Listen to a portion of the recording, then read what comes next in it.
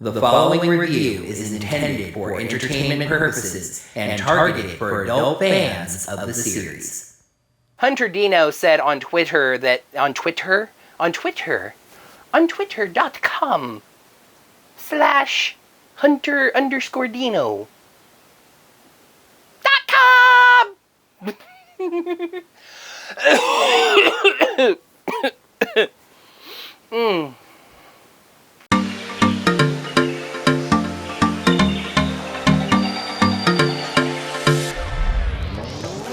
Hello there, heroes. I'm the Orange Ranger, and welcome to another Power Rangers Dino Fury episode review. My apologies that this video is coming out probably a couple of days late.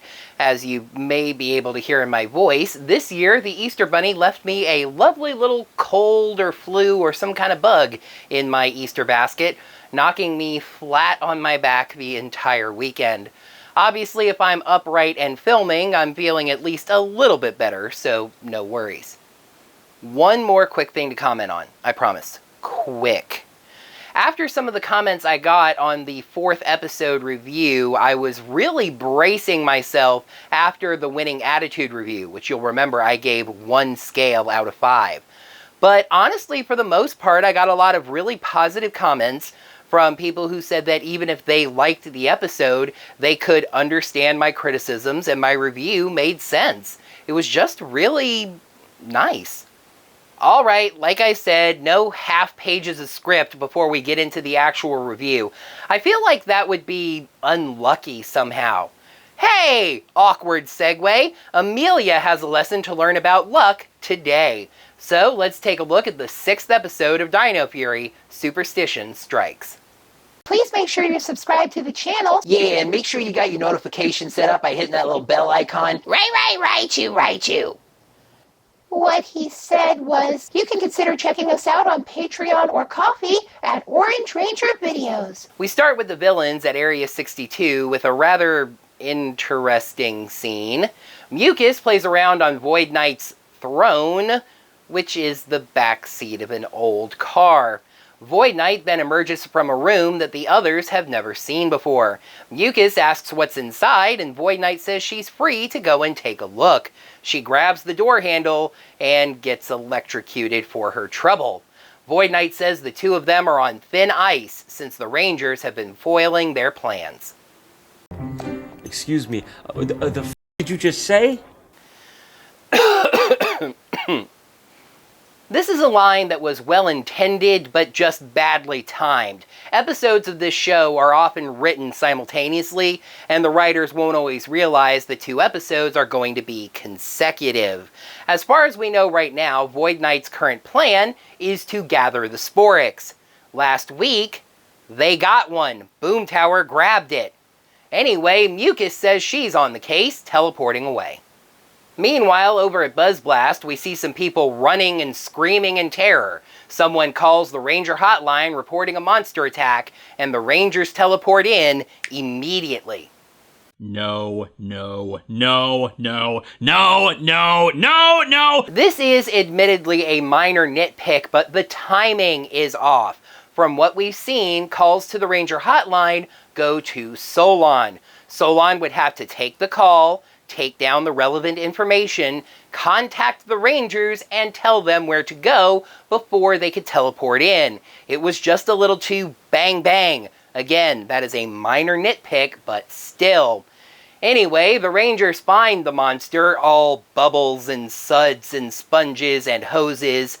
Seeing a fix-it truck nearby, Amelia gets an idea, grabbing a hose and spraying down the creature, and when the bubbles wash away, her grandfather is revealed.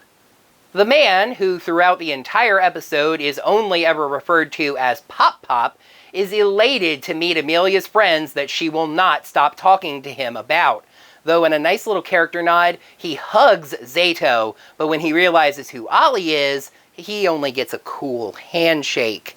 They offer to help clean the windows for some reason, and after realizing that it's a bigger job than he thought, he lets them for some reason. Amelia walks under the ladder to get a sponge. For those who may be unaware, it's generally considered bad luck to walk underneath an open ladder. This probably derives from it generally being a bad idea to walk under an open ladder. That is a very good way to get something dropped on your head. Pop Pop bemoans his granddaughter's fate, rattling off a list of bad things that happened to him once when he walked under an open ladder. Ollie, of course, is incredulous, not believing in luck. Amelia goes to tell him off, but snags her arm on the ladder, tearing her favorite sweater. She leaves to go change clothes. It's a sweater. Just take it off? Avoiding all the cracks in the sidewalk, Amelia is walking through a park when a Sporix emerges from the ground nearby. Just her luck. It evolves into a very strange-looking Sporix beast, a face emerging from a zipper in what I thought was a mushroom or some kind of fungus, but actually turns out to be rock. She instamorphs to fight it, but is quickly overwhelmed, blasted over a table. She's demorphed, and her morpher is damaged, leaving her at the mercy of Zipper Face over there. Either enough of a call got through to Solon, or Solon detected that Amelia had morphed. Either way, the other Rangers arrived to help. But Amelia's bad luck continues as she grabs a trash can lid to defend herself, but deflects a beam vaguely in the direction of Javi and Izzy, knocking them over somehow.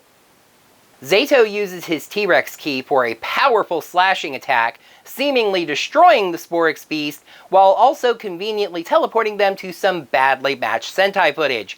However, the monster is able to reform from the attack. In the distraction, Mucus grabs Amelia's morpher, and she and the Sporix beast teleport away. That went well. Oh, and by the way, Mucus said LOL, as in LOL, out loud. Power Rangers, you are so hip and with it. The Rangers try to convince Amelia that there's nothing serious going on. Zato reports the morpher situation to Solon, and she immediately starts working on a replacement. However, feeling that she really is suffering from a serious run of bad luck, Amelia doesn't really want to be around anyone right now, asking Zato to teleport her to the base, so maybe she can at least help Solon. How could this happen to me? But at the base, Amelia is hesitant to do even that, especially after hearing Solon say that they're using the last crystal that allows the Rangers to morph. Solon attempts to give Amelia some sage advice about bad luck really just being focusing on negative things that are happening and ignoring the positive, but Amelia declines helping out at all, which Solon gracefully accepts.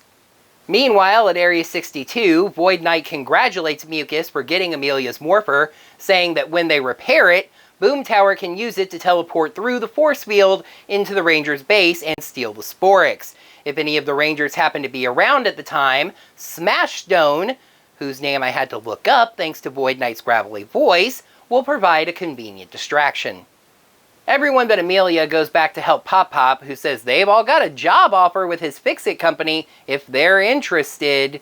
They then get a call from Solon about Smashstone and make their excuses to leave, Pop Pop chalking up their coming and going to teenage dance crazes and viral videos and etc., etc. Solon finishes Amelia's morpher, but she's now completely unwilling to go into battle since someone can get seriously hurt. This is actually where Solon gives Amelia the sage advice about luck and ignoring the positive and just focusing on the negative. Excuse my sick brain for getting it confused, but regardless, Amelia is unconvinced. Oops, Smashstone attacks some kind of factory, and the four Rangers beam in. They morph, and this morphing sequence is shot very dynamically. I just really liked this one. Also, something I didn't notice before, while the other Rangers in the morphing sequence hit the ground with one hand, Izzy uses both. Just makes it very primal and powerful. The Rangers aren't getting anywhere with Smashstone because they can't get close enough because of the blast, so they call Amelia for help, but are cut off. And that's when Boom Tower beams into the base. They're surprised to see Amelia, but hey, one human and half a dinosaur will not be enough.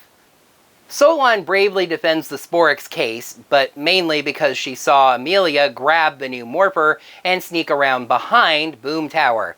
She instamorphs. Quick little side note here. Hunter Dino on Twitter said that this is her favorite instamorph because you can just barely see her smile before she transforms. And attacks, knocking the morpher off of Boom Tower. Solon points out that it sure was good luck that Amelia was at the base, and she realizes her luck just may be turning around. Boom Tower says he'll squash Amelia for getting in the way, and I honestly listened to it at least 5 or 6 times in a row before even asking the question, but it honestly sounded like Boom Tower called her a euphemism for urine.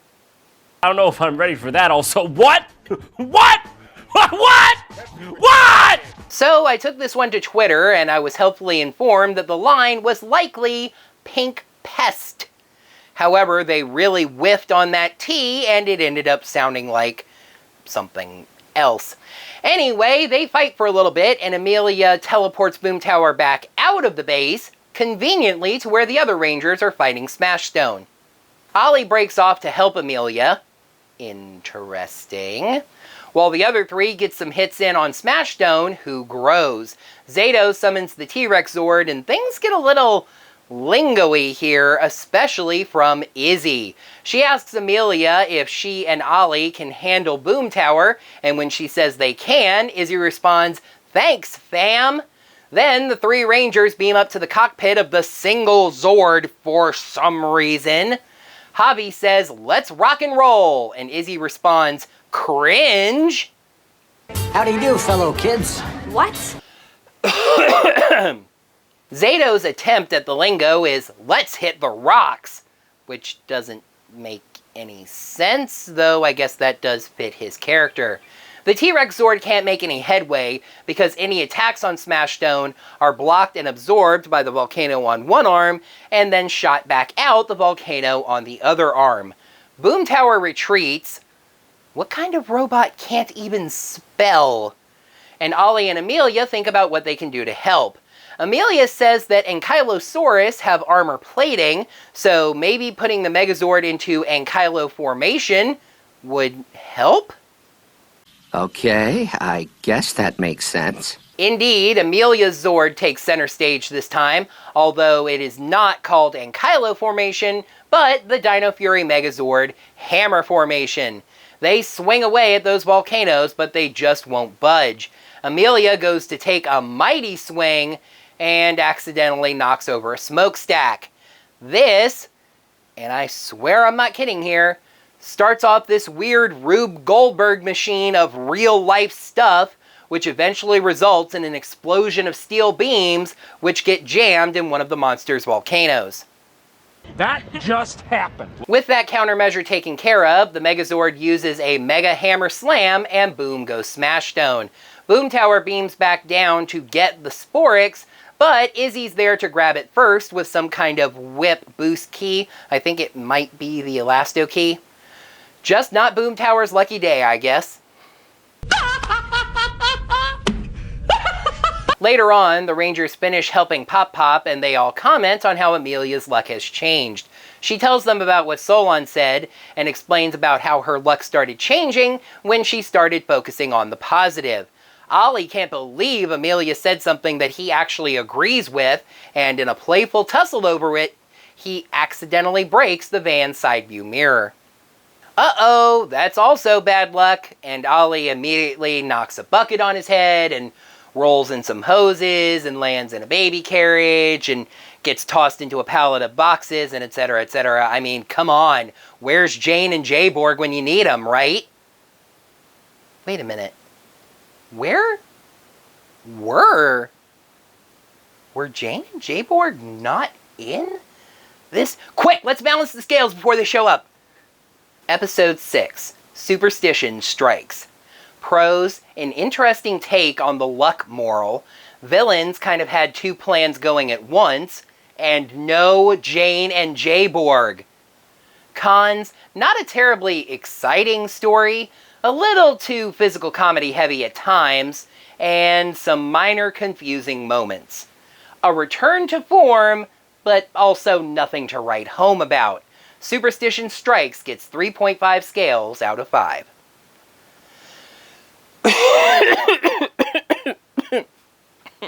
Don't get me wrong, after whatever that was last week, I don't care what anyone says about it, I thought it was terrible. An average episode feels like a dream. But that is what this was, an average episode. This one feels like it kind of came from the story bucket, you know what I mean? Like the writers grabbed the book of plots, and one of the lines in there was luck story, and there you go. One of the Rangers has a bad luck day and hijinks ensue. Usually the Sentai provides the footage for that kind of an episode, such as in Operation Overdrive, but not this time. Well, Dino Fury has recovered from its first swoon and pulled out of the nosedive nicely. Can it maintain this time? Let's take a peek at the 7th episode of Dino Fury, Stego Search. The Warden takes away Javi's keytar, putting him in a bad mood, which he refuses to explain to the team. Javi is forced to open up about his problems in order to find his Zord. I was momentarily confused as to why a park warden would be taking away a musical instrument, until I remembered that that park warden happens to be Javi's dad, so I guess that does make sense. That's going to do it for another Power Rangers Dino Fury episode review. Thank you, heroes, so much as always for watching and for your patience with me as I get over whatever little seasonal bug this is. Now that the video's done, you can let me know what you thought of this episode as well as my review of it down in the comments below. And while you're down there, you can smack that thumbs up button to let me know that you enjoyed this video. Until next time, heroes, may the power protect you. Also remember to check out my Teespring. We start with the villains in Area 632. Last week, they got a Sporix. Boom Tower grabbed it. Then,